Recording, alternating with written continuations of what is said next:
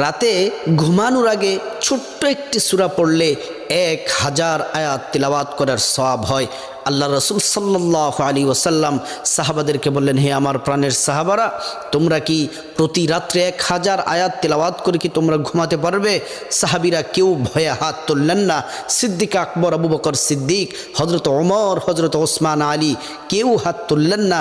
আল্লাহ রসুল সাল্লাল্লাহু আলাইহি ওয়াসাল্লাম বললেন, তোমরা কি কোরআনের সেই ছোট্ট সূরাটি তাকাসুর কি তোমরা কি পাঠ করতে পারো? আবু বকর সিদ্দিক হাত তুললেন, ওসমান আলী, তালহা, সাদ বিন আবি ওয়াক্কাস প্রত্যেকটা সাহাবী হাত তুললেন।